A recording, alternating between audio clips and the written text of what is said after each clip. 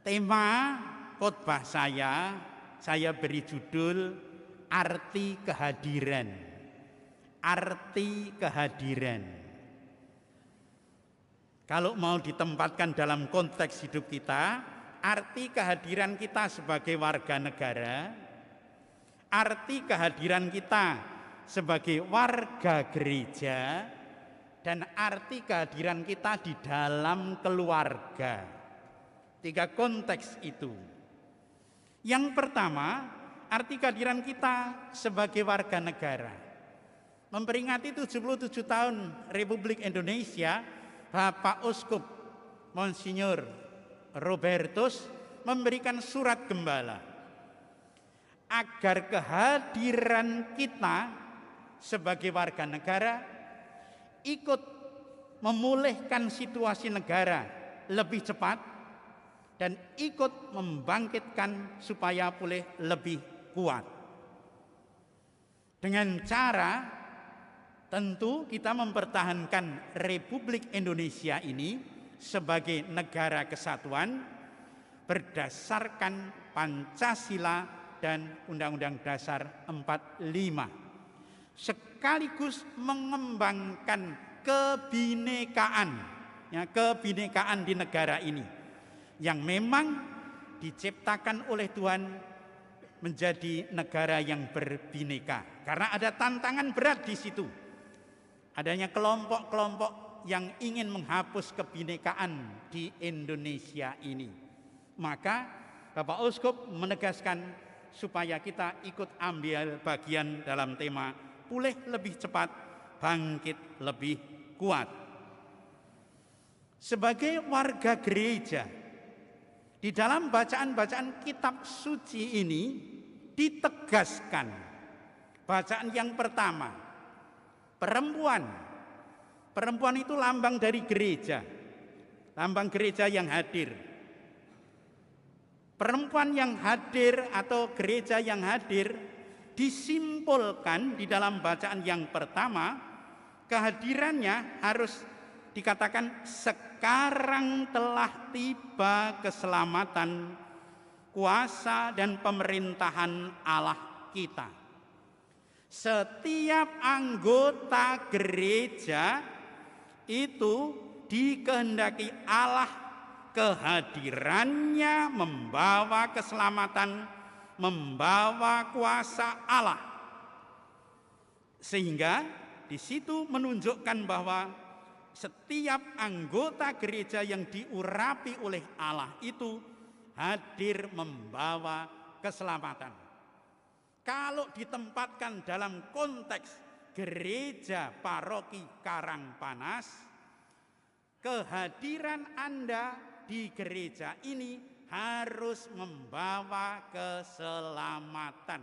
Gereja dalam konteks luas bukan hanya gedung ini, tetapi pertemuan Anda dengan sesama umat harus membawa keselamatan, menjadi bagian penyelesaian masalah, bukan menjadi bagian masalah. Karena ada orang-orang di gereja itu ya kadang hanya membuat masalah terus. Ke ibu meteng wis nggawe masalah bocah iki ning weteng. Lahir nggawe masalah meneh. Di gereja ya gawe masalah meneh. Dan biasanya orang-orang yang membuat masalah itu orang-orang yang tidak aktif di dalam kehidupan gereja. Meng akeh protesi, akeh omongi, akeh protesi di dalam hidup. Tapi itu di gereja tempat lain gitu. Nek di Karangpanas saya kira padha wae ya, padha wae gitu. Dan dalam bacaan Injil diperlawankan antara Adam dan Tuhan Yesus. Adam kehadirannya terjebak oleh maut, oleh dosa, oleh maut, membawa maut. Tetapi kehadiran Tuhan Yesus membawa keselamatan.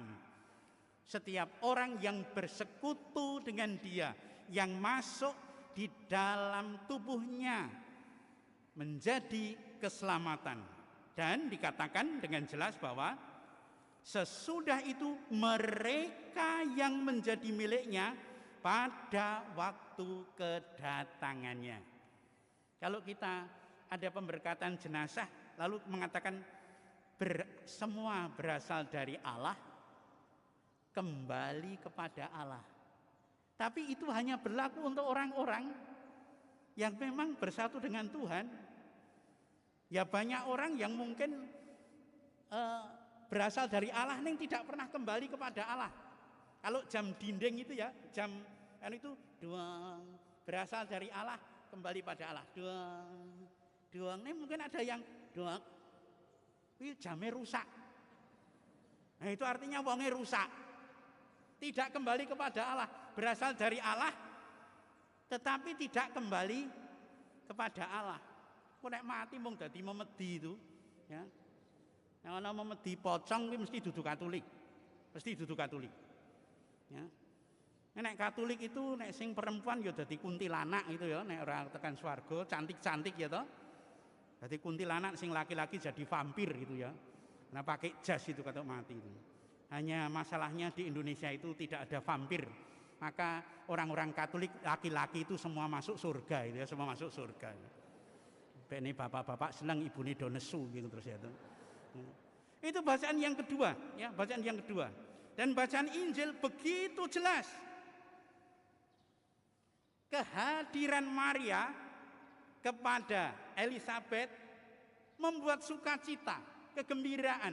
Maka Elizabeth mengatakan, ketika Maria datang, lalu Elizabeth mengatakan, siapakah aku ini sehingga ibu Tuhanku datang mengunjungi aku? Ketahuilah, ketika salammu sampai ke telingaku, bayi yang di dalam kandunganmu melonjak kegirangan. Jadi yang girang bukan hanya Elizabeth, tapi bayi yang di dalam kandungan itu juga gembira. Saya tidak ngerti, ibu-ibu yang sudah hamil, tendangan bayi itu dirasakan seperti apa ini. Tapi membawa kegembiraan. Jelas kemudian dikatakan di situ, Maria tinggal 3 bulan di situ. Artinya sampai Elizabeth itu melahirkan, Maria berada di situ, kehadirannya membawa keselamatan, membawa kegembiraan. Itu kalau mau disimpulkan, maka ketika Tuhan itu menciptakan kita, Tuhan juga sudah merencanakan kepada kita semua supaya kehadiran kita itu membawa keselamatan, membawa kegembiraan. Kira-kira panjenengan semua itu yang bapak-bapak kehadirannya di rumah itu membawa kegembiraan bagi istri atau enggak? Ya, enggak usah dijawab. Karena kalau dijawab keliru nanti istri ngamuk. Kira-kira ibu itu di rumah itu membawa bahagia sejahtera bagi suaminya atau tidak? Kalau Allah menciptakan manusia menurut gambar Allah yang laki-laki, kira-kira pada menjadi gambar Allah tidak yang laki-laki atau gambar setan? Yang perempuan diciptakan jadi penolong, apakah di rumah menjadi penolong atau penuntut? Sehingga suaminya menjadi begitu takut. Apakah anak-anak diciptakan oleh Tuhan dalam keluarga itu membawa kebahagiaan? Maka ciri dari keluarga yang bahagia itu, orang yang baik itu mesti dikangeni. Kalau suaminya pergi, istrinya telepon terus, Papa, iya Mama, ada apa? Kapan pulang? Sebentar toh, ngapa sih telepon? Kangen. Nanti dari jauh suaminya baru pulang itu, istrinya sudah, Papa, terus teletabis, sae digogoy ana duwite pora, itu ya. Dikangeni. Tetapi kalau tidak pernah dikangeni, tanda tidak membawa kebahagiaan. Dan orang yang baik itu sering menawarkan. Kalau suami akan menawarkan pada istri, Mama, pengen apa? Anting, gelang atau kalung? Itu suami yang baik. Ya toh, ibu-ibu? Ibu-ibunya kok do nangis? Tidak pernah ditawari oleh suami. Anting, gelang atau kalung tidak pernah. Saya yang tidak punya istri saja tahu kok kebutuhan perempuan itu, saya tahu kok. Ya. Kalau suami yang baik begitu, ayo mama ke toko emas, kita beli anting atau kalung, suweng atau anting. Anting ya papa, iya. Yang berapa? Sini 1 gram, sini 1 kilo, biar jalannya begini. Ya. Yang dirigen kalau perempuan nanti minta diberikan gelang kerompiong atau cincin yang banyak biar nek dirigeni itu apik gitu loh. Ya. Kehadirannya membawa bahagia keselamatan. Saya hadir di sini bersama Romo Johan. Nah, itu Romo Johan. Itu bukan orang Dayak, yang sana. Nah, ini Romo Johan. Dibuka sithik maskernya. Nah, ganteng. Ya. Ini nek Romo Johan di sini, wah ibu-ibu mesti kerep ning pasturan. Kerep mesti ya. Nek saya di sini do wedi ya toh, nek Romo Johan di sini seneng terus totoke ibu-ibu ki ngresiki gereja, ngelus-elus bangku ning ndelokke Romo ning ganteng banget, Romo ning ganteng banget, Romo ning ganteng banget. Nah, kami hadir di sini Romo Johan. Saya sekarang berkarya di Kalimantan Selatan, Mandam, 360 kilo dari Banjarmasin. Waktu pandemi saya minta supaya tugas di luar Jawa. Dan oleh Uskup Banjarmasin kemudian mau ditugaskan di kota Banjarmasin. Tapi saya tidak mau, kalau ditugaskan di kota itu, saya 25 tahun di Semarang itu ya tugas di kota terus. Saya pengen di pedalaman. Bapak Uskup mengatakan Romo aneh. Romo itu sudah 50 tahun lebih. Biasanya Romo-Romo senang kalau di kota. Karena kalau di kota, segala macam kenikmatan itu. Jangan keras-keras, nanti tidak dengar Romo Beni. Jangan keras-keras ya.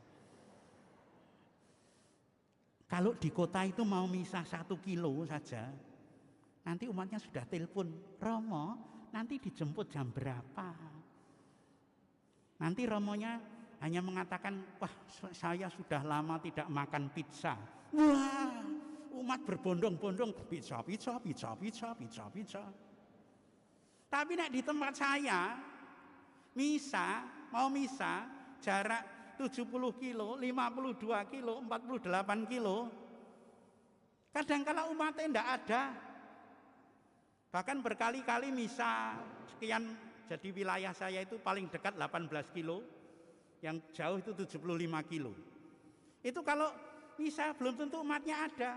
Atau berkali-kali baru datang sampai gereja. Barak gereja itu seperti barak itu, bukan seperti ini. Tidak ada yang seperti ini di sana. Itu baru, belum turun dari motor. Orangnya sudah ada 1 orang datang, Romo tidak ada misa. Kayak dalane angele ora jamak itu ya. Sini nih, gonduk, sosok ya kamanungsane iki ya ana asu tenan. Sok-sok tak batin ya, tak batin. 48 kilo ndak ada umat, ndak ada misa. Loh kenapa? Umatnya jaga monyet. Karena kalau di sana nanam jagung, mulai nanam sampai 4 bulan, itu nanti harus dijaga. Kalau tidak dijaga, habis dimakan monyet. Atau untuk gulung-gulung berbagai macam jenis monyet itu. Sehingga tidak ada misa. Dan seperti itu, di tempat-tempat seperti itu. Oh sampai 70 kilo. Kolektornya 7.000. Kolektornya 7.000. Gambar pati murah kabeh. Ya, gambar pati murah kabeh. Nyanyiannya, terima kasih 1.000, oh terima kasih 1.000. Pada Tuhan Allahku, pada Tuhan Allahku. Umatnya keras nyanyinya. Aku bersyukur karena dicinta. Aku sing mumet. Kono bersyukur aku mumet. Itu bisa seperti itu. Ya, perjalanannya di sana. Di belakang pasturan saya itu banyak monyet-monyet. Yang kadang kalau dulu mencuri makanan di pasturan. Saya punya banyak ayam, telurnya do dicureni kedek-kedek itu. Sampai saya kalau mau menjemur pakaian itu harus hati-hati. Jangan sampai nanti celana dalam saya itu diambil kera. Nanti orang-orang mengatakan itu Romo Budi kok loncat-loncat. Itu kan payah, gitu. Tetapi kalau ditanya dalam situasi seperti itu, apakah saya masih kerasan tinggal di sana? Kerasan. Dan apakah saya pengen tetap di sana lama? Pengen. Karena apa? Orang-orang di pedalaman membutuhkan kehadiran seorang imam yang memang mau merawat, seorang imam yang mau ikut juga di dalam kesulitan-kesulitan mereka. Dan memang biasanya tidak banyak orang yang mau imam yang juga mau berkarya di pedalaman. Maka tadi Bapak Ibu udah nampak amplop ya? Iya toh? Apa orang? Nek belum dapat nanti minta. Mohon please, please. Nanti diisi loh ya. Mumpung saya masih di sana. Saya lalu kembali ke Semarang bisa, tapi kalau Romo Joni tetap di sana. Please tolong diisi. Jangan ditulisi maaf Anda belum beruntung terus dimasukin. Jangan. Atau coba sekali lagi, jangan gitu. Kami ingin kehadiran kami Keuskupan Agung Semarang melalui romo-romonya, kalau saya sekarang di Banjarmasin itu, supaya kehadirannya membawa keselamatan. Di sana keuskupannya itu jaraknya kalau dibentang itu bisa sampai 400 kilo. 400 kilo. Kalau tempat saya 110-an kilo. Tetapi seluruh keuskupan romonya cuma 34. Itu pun yang berkarya di paroki itu cuma yang romo parokinya mungkin tidak sampai 20 yang berkarya di paroki lainnya di seminari dan sebagainya. Ya.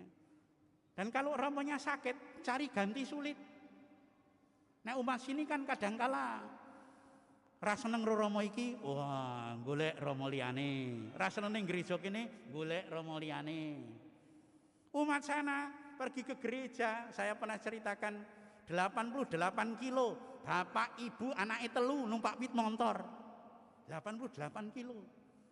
Maka saya mengatakan, podo-podo orang ning gereja, nek umat Kalimantan sana dengan umat Karangpanas itu dosane gede wong Karangpanas. Ndak ada tuh 88 kilo. Sama-sama ke lingkungan, kalau sana harus melewati kebun-kebun sawit yang jaraknya pohon satu dengan lain 9 meter sama, bisa tersesat. Satu harian itu bisa tersesat, mau mubeng-mubeng karena mau keluar sulit. Sama-sama tidak ikut kegiatan lingkungan, nek dipikir dosa, wong Semarang sama wong Kalimantan sana dosanya gede wong Semarang. Saya mengatakan wong Semarang, dudu wong Karangpanas gitu. Nek Karangpanas saya kira ya umatnya ya wis pokoke ya ta. Iya. Maka saudara yang terkasih dalam Tuhan, kami sungguh bersyukur, berterima kasih Romo Beni, Romo Hadi, kami diberi kesempatan untuk menyalurkan berkat umat sini kepada umat di Kalimantan Selatan. Semoga sungguh nanti bantuan Anda semua itu juga bisa untuk membangun seminari di Kalimantan Selatan. Sekarang sudah ada seminari, muridnya 25, tetapi sak kamar ki nggo wong 6. Untel-untelan. Karena apa? Memang sungguh daerah-daerah luar Jawa sungguh sangat kekurangan dana sekaligus juga kekurangan tenaga. Maka Anda bisa berbagi, bisa menjadi penyalur berkat, kehadirannya lewat panjenengan semua, semoga juga bisa membangun keuskupan lain untuk berkembang lebih baik di dalam gereja. Tuhan memberkati Anda semua sehingga keluarga Anda, kehadiran Anda di dalam keluarga membawa keselamatan, membawa kebahagiaan. Amin.